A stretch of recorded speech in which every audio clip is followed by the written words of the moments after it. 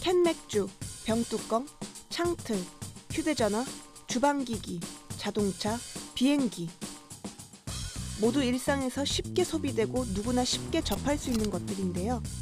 여기에 또 하나의 공통점이 있습니다. 바로 알루미늄이 쓰였다는 점이죠. 그 알루미늄은 우리 일상생활에 많이 접할 수 있는 소재입니다. 현대인이라 그러면 하루에 한 번 이상은 그 알루미늄이라는 소재를 접할 거라고 생각을 하고 있습니다. 가볍고 녹슬지 않으며 은처럼 은은한 광택까지 있어 산업적으로 생산할 수 있게 된 19세기 말부터 시작해 지금까지 우리의 일상 곳곳에서 사용되고 있는 금속 알루미늄. 사람들은 알루미늄에 대해 얼마나 어떻게 알고 있을까요? 쿠킹 오일이나 깡통 같은 게 알루미늄으로 만들지 않을까요? 철하고 알루미늄하고 비슷하지 않아요? 잘 모르겠어요. 알루미늄으로 캔 같은 거 만들지 않나요? 그 이외에는 잘 모르겠는데요. 일상에서 흔하게 사용하고 있지만 그래서 더 모르는 알루미늄. 우리는 알루미늄에 대해 좀 더 알아둘 필요가 있습니다. 알루미늄이 과다 섭취가 돼서 그것이 조직에 많이 박혀 있으면 그것은 몸에 여러 가지 부작용을 일으킵니다. 잘못 사용할 경우 해를 입을 수도 있기 때문인데요. 유용하게 쓰이고 있는 만큼 제대로 알고 써야 하지 않을까요? 원자번호 13번, 알루미늄에 대해 알아봅니다.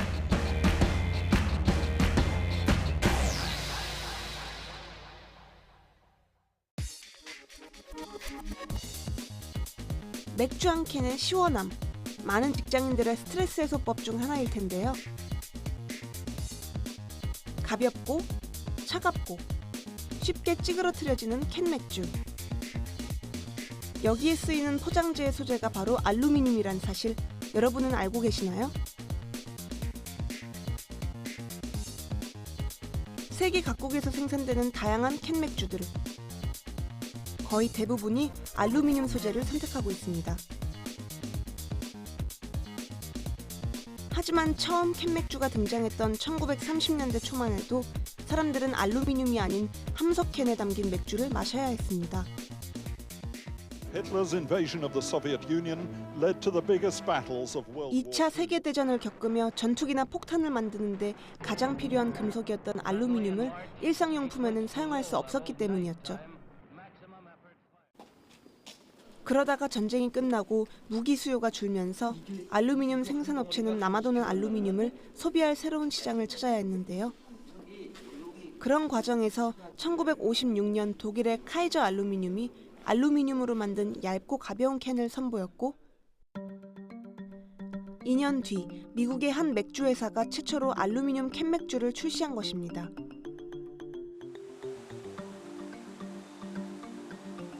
가벼운 데다가 철만큼 단단하지 않아 뚜껑을 따기 쉽고 철보다 열 전도율이 좋아 음료수를 빨리 차갑게 만들 수 있는 알루미늄 캔의 장점이 알려지자 당시 유리병을 사용하던 코카콜라에서도 알루미늄 캔을 받아들이게 되는데요. 이를 시작으로 대량 소비의 시대를 열며 알루미늄 캔은 우리의 일상 깊숙이 파고들게 된 것입니다. 이제는 철 다음으로 많이 생산되며 다양한 용도로 사용되고 있는 경금속 알루미늄. 여기서 또 다른 궁금증 하나. 과거의 사람들은 언제부터 어떤 방식으로 알루미늄을 생산하기 시작했던 것일까요?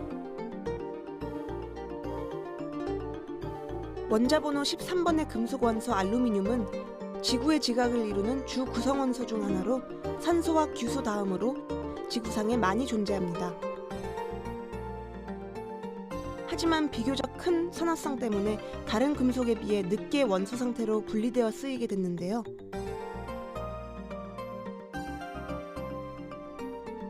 고대에는 산화 알루미늄 등의 산화물 형태로 알려져 있다가 1825년에야 비로소 덴마크의 물리학자이자 화학자인 웨르스테드에 의해 처음 금속 형태로 발견됩니다. 이후 프랑스의 화학자 드빌이 처음으로 순수 알루미늄을 만들고 상업화했지만 여전히 비싼 데다 공급이 부족해 당시 알루미늄은 금이나 은보다 더 귀한 대접을 받았다고 합니다. 알루미늄 같은 경우는 그 금속 자체로 존재하는 게 아니라요. 그러니까 어떤 산화물 형태로 존재하게 됐는데 이런 산화물이 정제를 하기엔 많은 에너지가 소모가 됩니다. 그래서 1800년 초에 그 알루미늄 금속이 처음 이제 발견이 됐고요. 그 전까지 없던 금속이라 굉장히 희귀성이 높았기 때문에 굉장히 귀한 금속을 금보다 은보다 귀한 대접을 받았다고 그렇게 알려져 있고요. 나폴레옹 3세 같은 경우는 그 왕관을 알루미늄으로 이렇게 만들어 썼다 그러고요. 그다음에 귀한 손님이 올 때는 그 금은 식기보다 그 알루미늄 식기를 가지고 대접을 했던 그런 사례가 있다고 알려져 있습니다. 황제의 금속이라 불리며 귀한 대접을 받던 알루미늄은 획기적인 생산 방법이 개발되면서 황제의 금속이란 별칭을 내려놓게 되는데요. 바로 알루미늄 재련법 홀에루 공정이 개발됐기 때문입니다. 홀에루 공정은 비슷한 시기에 독립적으로 각각 미국과 프랑스에서 비슷한 생산법을 개발한 개발자들의 이름에서 유래된 것인데요. 전기를 이용해 보크사이트에서 알루미늄을 분해하는 방식입니다.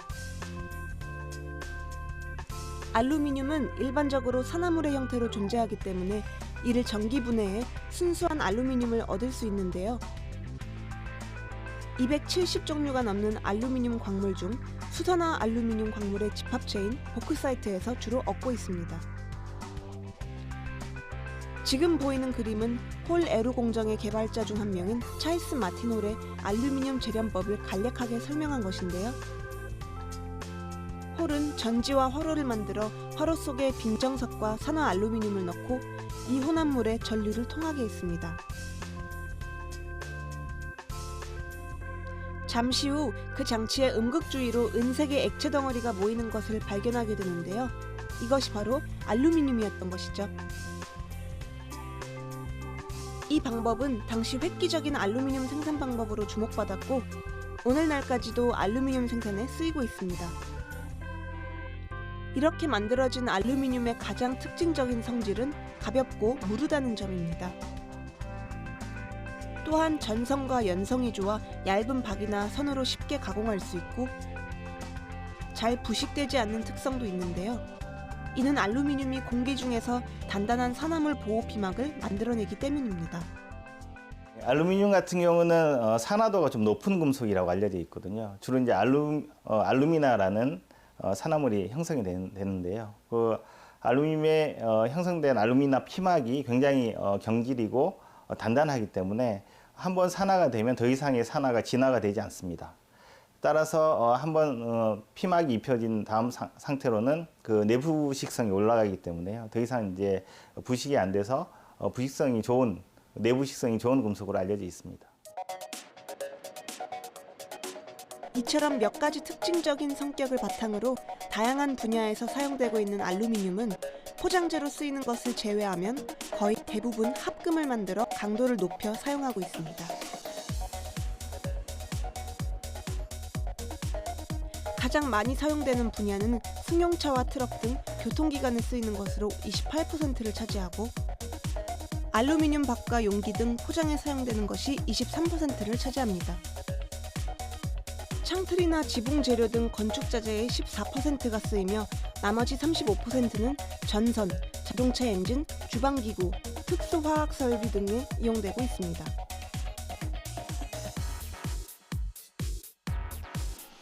또한 생산된 알루미늄의 일부는 알루미늄 화합물 제조에 쓰이기도 하는데요.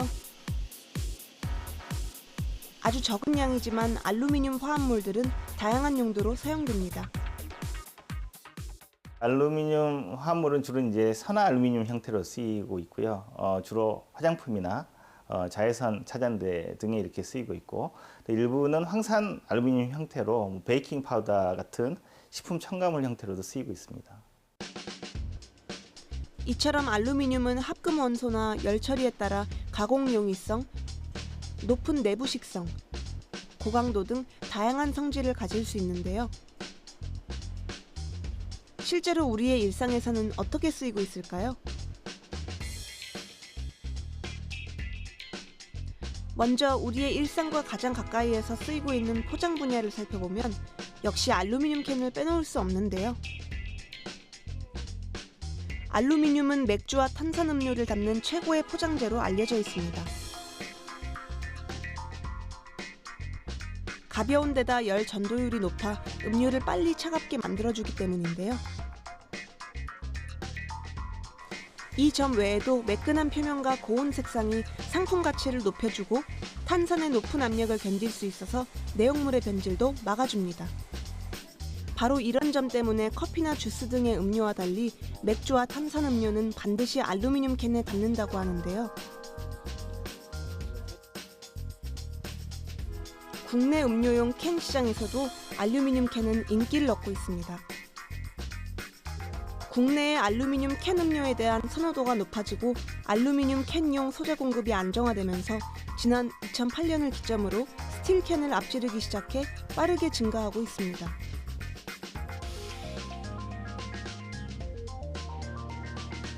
포장재 분야의 알루미늄 하면 빼놓을 수 없는 게 또 하나 있습니다.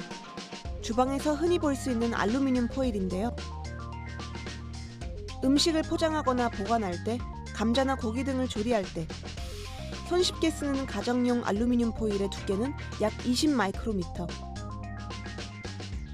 종이장만큼이나 얇은 두께의 포일은 과연 어떤 과정을 거쳐 만들어지는 것일까요?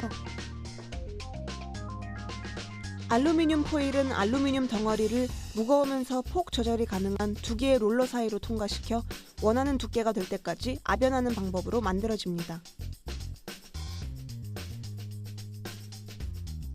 일반적으로 금속의 순도가 높을수록 더 얇게, 더 길게 뽑을 수 있는데요. 최종적으로 원하는 두께의 포일을 만들기 위해서는 그 두께보다 2배만큼 벌어진 롤러 사이로 롤러 사이의 간격보다 더 두꺼운 알루미늄 방막 2장을 겹쳐서 밀어넣습니다. 그 결과 롤러를 빠져나온 알루미늄 방막은 최종 두께의 2배가 되는데요.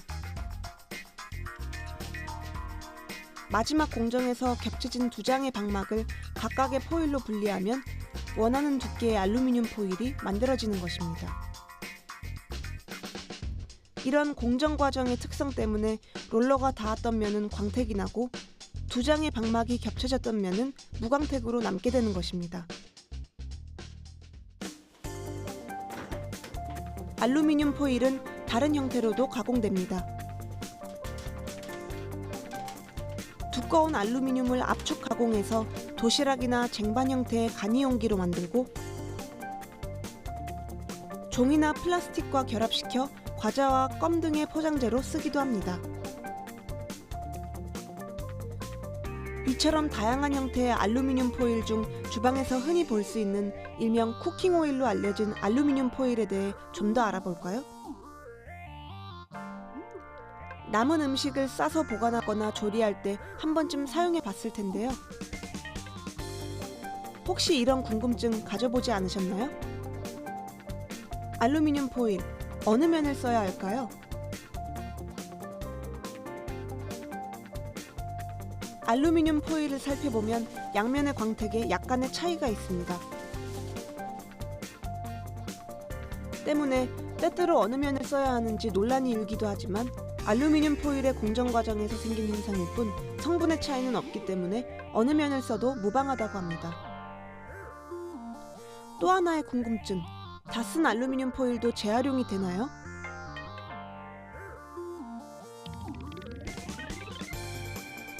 보통 쓰고 난 알루미늄 포일은 알루미늄 캔과 달리 일반 쓰레기통으로 직행하는 경우가 많은데요. 알루미늄 캔을 재활용 수거함에 넣듯 알루미늄 포일도 똑같이 분리수거해야 합니다. 은박 도시락이나 은박 접시라 불리는 일회용 알루미늄 용기 역시 재활용이 가능하다는 점 기억해두세요. 마지막 궁금증, 알루미늄 포일 위에 음식을 가열해도 괜찮을까요?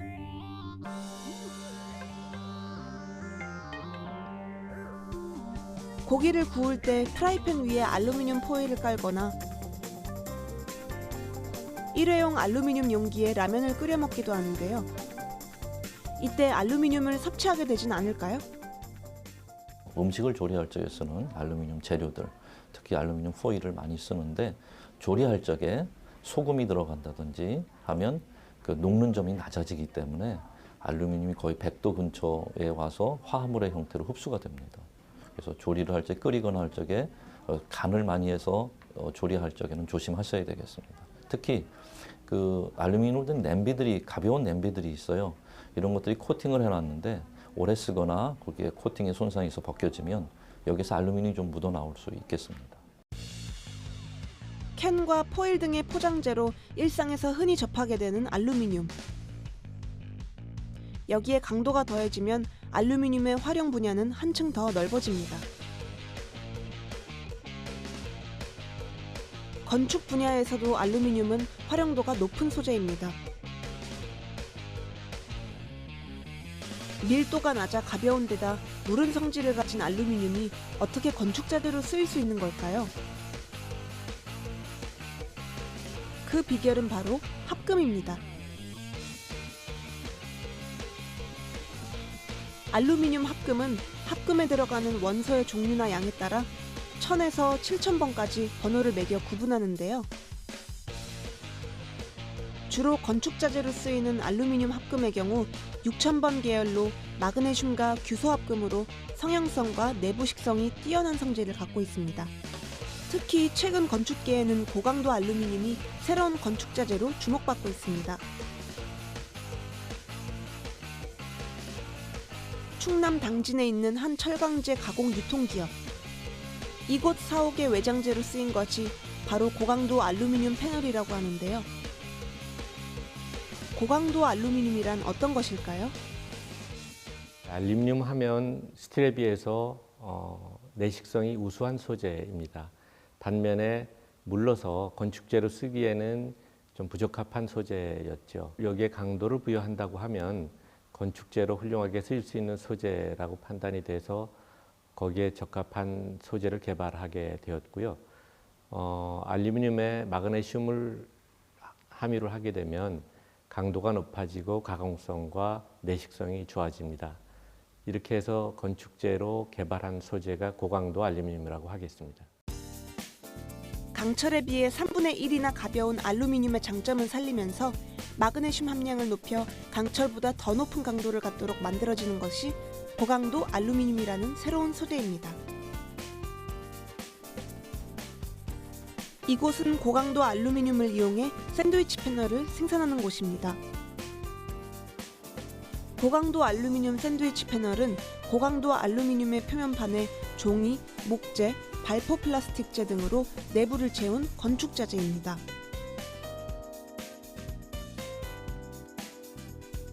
이곳에서 생산된 고강도 알루미늄 샌드위치 패널은 주로 건축물 지붕에 쓰이는데요. 강철판으로 된 건물 지붕과 내구성에서 큰 차이를 보입니다. 강철판의 경우 보통 2~3년이 지나면 녹이 슬고 갈라지거나 특히 습기가 많은 곳이라면 부식 속도는 더욱 빨라질 수밖에 없는데요.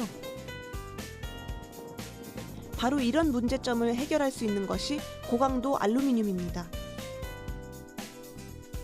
지붕 자체의 무게 역시 강철판을 사용할 때보다 약 3배 정도 가벼워집니다. 가벼움, 강도, 내구성과 함께 건축물의 아름다움을 한층 더 살릴 수 있다는 점에서도 알루미늄을 건축 외장재로 선택하는 경우가 늘고 있습니다.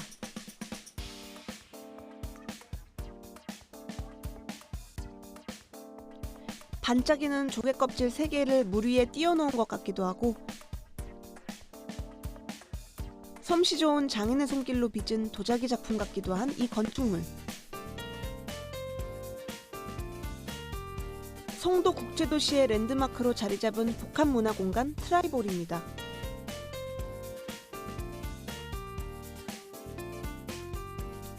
지난 2009년 인천 세계도시축전을 기념해 지어졌는데요. 독특한 외관으로 지금까지도 이 도시를 찾는 사람들의 시선을 끌고 있습니다. 저희 트라이볼의 외장재로 알루미늄을 선택하게 된 이유는요. 먼저 철보다 알루미늄이 훨씬 부식에 강하다는 데 있었습니다. 외장재로 선택해야 되기 때문에 부식에 굉장히 강한 소재를 찾았고요. 두 번째는 저희가 이렇게 휘어져 있는 건물의 벽면 때문에 가공성이 좀 더 용이했다는 것이 있습니다. 마지막으로는 저희가 현대적인 건물 이미지에 맞춰서 조금 더 미래지향적인 재료를 찾아보니까 알루미늄을 선택하게 됐습니다. 서울시에 있는 동대문 디자인 플라자 역시 4만 장이 넘는 은색 알루미늄 패널을 외장재로 사용해 독특한 분위기를 풍깁니다.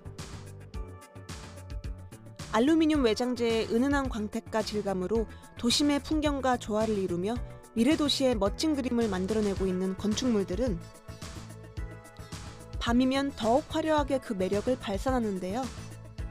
건축재로서도 다양한 장점을 가진 알루미늄의 진화는 계속될 것 같습니다. 가벼운 알루미늄 덕분에 더 빨리, 더 멀리 날 수 있게 된 비행기부터 바다 위를 항해하는 선박, 자전거와 자동차에까지 알루미늄이 쓰이고 있습니다. 자동차에 알루미늄이 본격적으로 쓰인 지는 20년이 조금 넘었지만 아직 많은 차량들에 적용되지 못한 이유는 강철에 비해 5배나 비싼 가격 때문인데요. 최근 글로벌 자동차 환경 규제가 엄격해지면서 알루미늄이 새롭게 주목받고 있습니다. 평균 연비를 높이기 위해 자동차 업계는 차체 경량화를 시도하고 있고 이를 위해 경량금속을 적용하는 자동차가 늘고 있기 때문입니다. 알루미늄으로 대체하면 자동차의 무게는 훨씬 가벼워질 수 있습니다. 가벼워진 만큼 연비는 좋아지고 그만큼 탄소 배출은 줄어드는데요.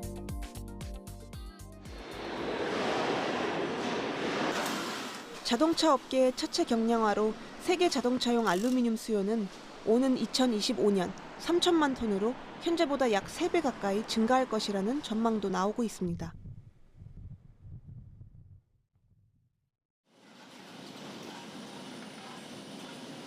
한편 차체 경량화가 자동차 업계의 중요한 과제로 떠오르면서 알루미늄 휠에 대한 관심도 커지고 있습니다. 자동차의 휠 무게가 가벼울수록 엔진 동력을 덜 전달하면서도 같은 속력을 낼 수 있어 가속력과 연비 모두를 얻을 수 있기 때문입니다. 특히 휠 무게 1kg을 감량하면 차체 무게 10kg을 감량하는 효과와 같다고 알려져 있어 휠 무게 감량을 위한 기술 개발도 활발하게 이루어지고 있습니다. 이곳은 알루미늄 휠 제조업체입니다.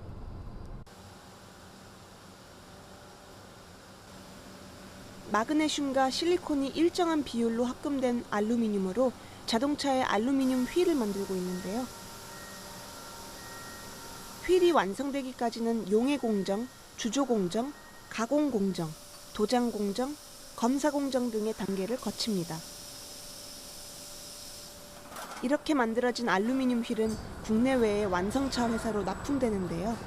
무게는 줄이고 강성은 더한 알루미늄 휠. 이런 장점 때문에 알루미늄 휠의 점유도가 강철 휠보다 높아진 것입니다. 스틸 대비 알루미늄 휠이 한 30% 정도 경량화되어 있습니다. 중량이 가볍고요. 알루미늄 휠은 스틸 대비 그 주조공법을 활용하기 때문에 디자인에 대한 자유도가 뛰어나고요.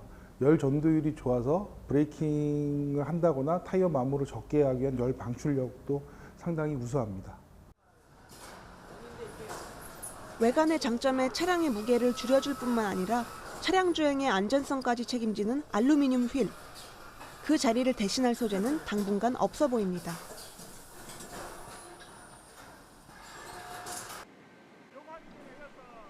알루미늄이 이처럼 다양한 분야에서 쓰이는 것은 알루미늄이 갖고 있는 특성 때문입니다.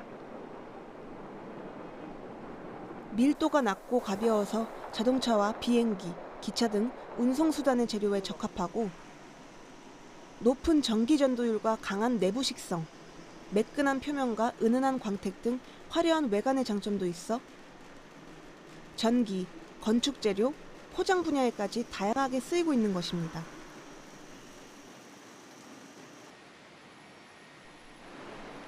때문에 1인당 알루미늄 수요는 매년 꾸준히 증가하고 있고 이는 앞으로도 계속될 전망인데요. 알루미늄 소비 증가에 따라 재활용의 움직임도 활발합니다. 알루미늄은 그 어떤 소재보다 재활용이 유리한 소재이기 때문입니다. 알루미늄 같은 경우는 그 재련해서 만들 때 드는 에너지보다 그러니까 재활용, 단순하게 녹여서 활용하게 된 재활용을 하게 되면 실제 재련에 드는 에너지의 5% 정도가 사용이 된다고 하거든요. 그래서 재활용을 하면 할수록 훨씬 더 가격이 싸지는 그런 금속이라고 생각하시면 될 것 같습니다. 1kg의 알루미늄을 재활용하면 6kg의 보크사이트와 4kg의 화학물질, 20W 전구를 하루 종일 한 달간 켤 수 있는 14kW의 전기를 절약할 수 있고 더불어 원석채굴로 발생하는 산림 파괴까지 막아주어 탄소 배출도 줄일 수 있습니다.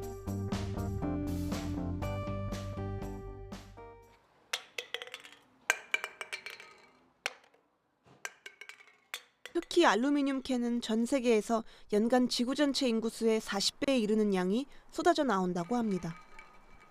우리가 알루미늄 캔 하나를 쓰고 무심코 버릴 때 적지 않은 전기와 화석에너지 원료를 낭비하게 된다는 사실을 깨닫는다면 알루미늄 캔 하나라도 함부로 버릴 수는 없을 텐데요. 실제로 유럽에서는 음료수 용기로 사용된 알루미늄의 42%가 재활용되고 있습니다. 그 외 건축 재료의 경우는 85%, 교통기관의 경우 95%가 회수돼 2차 알루미늄으로 만들어지고 있는데요. 폐알루미늄 캔 재생 공장을 찾아 2차 알루미늄의 탄생 과정을 살펴보겠습니다. 이곳은 경북 영주시에 있는 한 알루미늄 재생업체입니다. 알루미늄 압연 기술을 통해 음료캔부터 자동차 소재, 건축재 등의 원료가 되는 알루미늄 판재와 포일을 생산하고 있습니다. 버려진 폐알루미늄 캔이 2차 알루미늄으로 재생되는 곳은 바로 이곳, 아시아 최대 규모로 알려진 알루미늄 리사이클링 센터인데요. 어떤 과정을 거쳐 2차 알루미늄이 만들어지는 걸까요?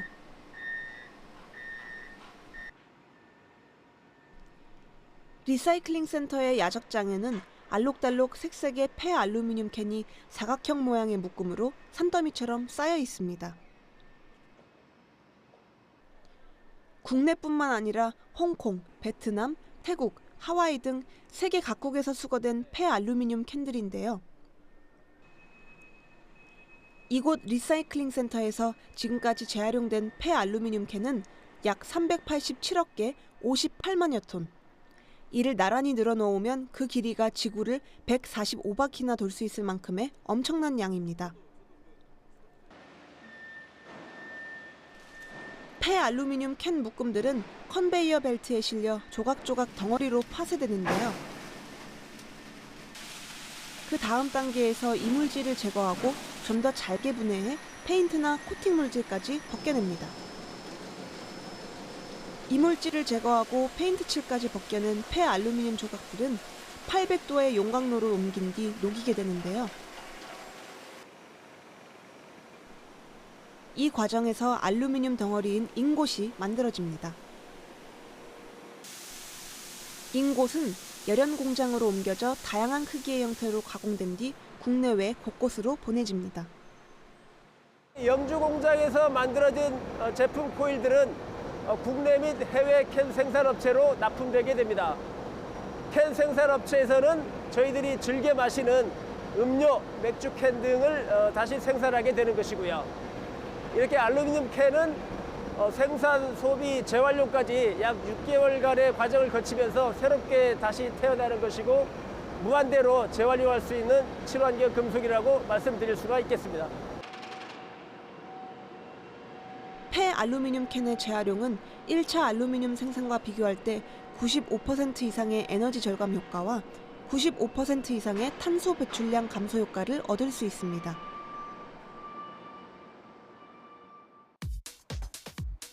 우리가 먹고 마신 뒤 남은 알루미늄 캔, 쓰레기로 버려질 것인가, 2차 알루미늄으로 재생될 것인가.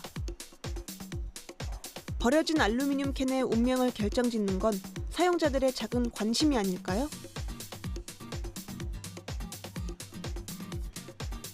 이곳은 업사이클을 주제로 전시와 교육 등이 이루어지는 복합예술 공간. 버려진 각종 폐품 용기들을 활용해 예술 작품으로 탄생시킨 업사이클 아트 전시가 관람객들의 눈길을 끌고 있습니다.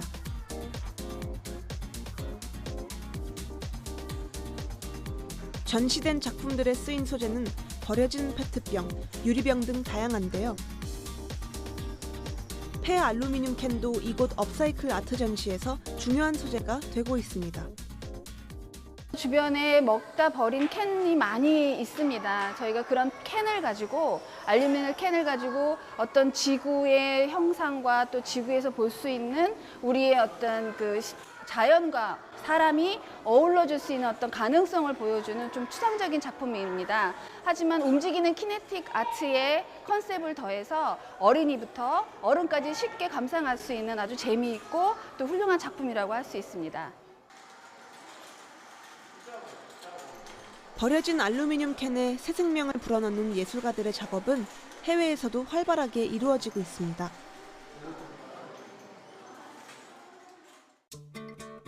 프랑스 중부의 작은 도시 생테티엔 거리의 가로수는 은빛으로 빛납니다. 프랑스의 한 디자이너가 재활용 알루미늄 조각들을 모아 만든 가로수 작품입니다. 한편 일본의 한 예술가는 폐 알루미늄 캔을 이용해 다양한 캐릭터를 만들기도 하고, 미국에서는 알록달록 색색의 폐 알루미늄 캔으로 만든 자동차 모형이 판매되고 있기도 합니다. 그리고 여기 국내에서도 이른바 캔 아트 작품들이 눈길을 끌고 있는데요. 정원을 전시장 삼아 다양한 작품들을 선보이고 있습니다. 만화 속 인기 캐릭터와 거북선의 다양한 로봇 작품 등이 보이는데요. 모두 폐 알루미늄 캔으로 만든 설치 미술가 최수만 씨의 작품들입니다. 깡통 작가로 더 잘 알려진 최수만 씨는 2003년 정크 아트 분야에서 작품 활동을 시작해 여러 가지 재활용 소재를 이용해 오다가 폐 알루미늄 캔이 가진 몇 가지 장점 때문에 작품 소재로 선택하게 됐다고 합니다. 알루미늄 캔을 모으는 것도 상당히 쉬웠고, 그리고 표현하는 데 있어서 상당히 용이했어요. 그리고 자르고 펴보면 상당히 연한 재질이기 때문에 뭐 구부리고 뭐 작품을 어떤 피부를 입히는 데서 상당히 재미가 있더라고요. 작품의 소재가 될 버려진 알루미늄 캔이 진짜 재료로 탄생하기 위해선 세척과 건조 과정이 필수인데요. 인근의 상점에서 수거해온 폐 알루미늄 캔을 물로 깨끗이 씻은 뒤 캔에 담겼던 내용물의 냄새가 빠질 수 있도록 일정 기간 자연 건조시킵니다. 알루미늄 자체의 광택을 살리기 위해 주로 캔의 안쪽 면을 사용하지만 작품에 따라 페인트 칠이 된 겉면을 사용하기도 하는데요. 필요한 캔의 부분을 잘라내면 작품의 재료가 준비되는 셈입니다.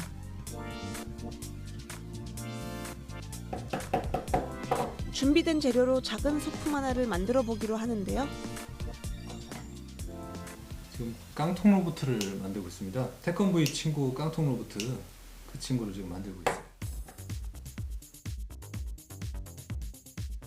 크게 잘라낸 알루미늄 조각들을 필요한 모양과 크기로 다시 자른 뒤 그 조각들을 접착제를 이용해 붙여주면 버려진 알루미늄 캔에서 전혀 다른 하나의 작품이 완성됩니다.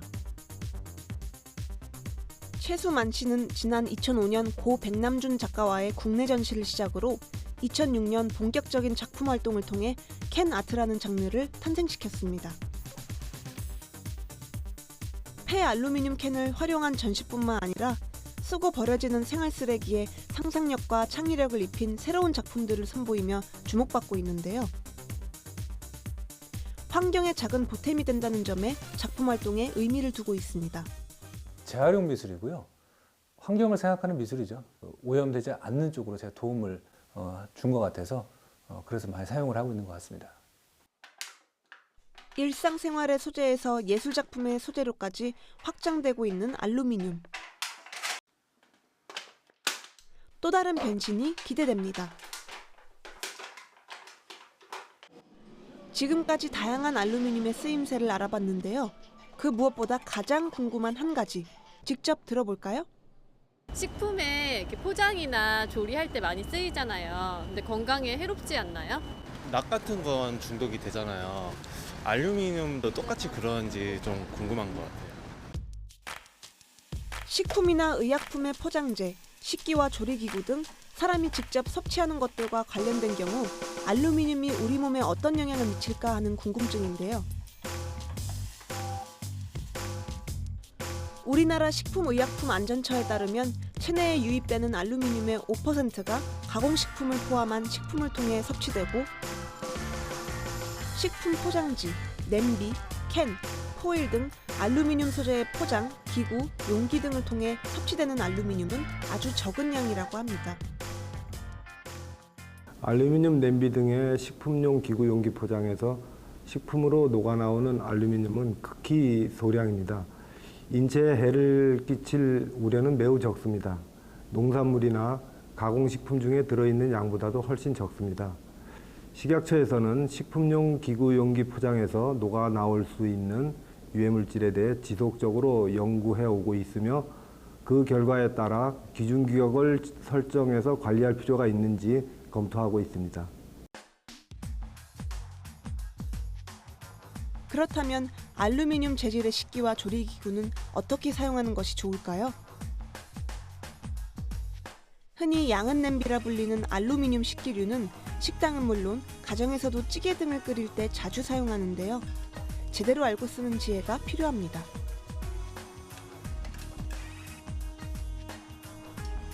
대부분의 알루미늄 재질의 용기 표면에는 알루미늄 성분이 음식에 녹거나 스며들지 않도록 산화 처리, 즉 코팅이 되어 있는데요. 낡고 오래된 알루미늄 식기의 경우 이런 코팅이 벗겨져 안전성에 문제가 생길 수 있습니다. 때문에 오래 사용해서 낡은 알루미늄 식기는 되도록 사용하지 않는 것이 좋습니다. 그 외에도 몇 가지 올바른 사용법을 살펴보면 조리를 하거나 세척을 할 때 산화 처리 코팅이 벗겨지지 않도록 날카로운 금속성 조리기구는 피하는 것이 좋고, 새로 구입한 경우 물을 한번 끓여서 사용하면 산화 알루미늄 피막이 견고해져 내구성이 커집니다. 산이나 염분을 많이 함유한 식품은 알루미늄 용기에 장기간 보관하지 않는 것이 좋고, 음식을 알루미늄 포일로 싼 채 가열하는 것 역시 피해야 합니다. 한편 최근에는 당면, 베이킹 파우더 등의 초과 함유된 알루미늄이 문제가 되면서 식품 첨가제로 들어간 알루미늄 성분의 유해성에 대해서도 궁금해하는데요.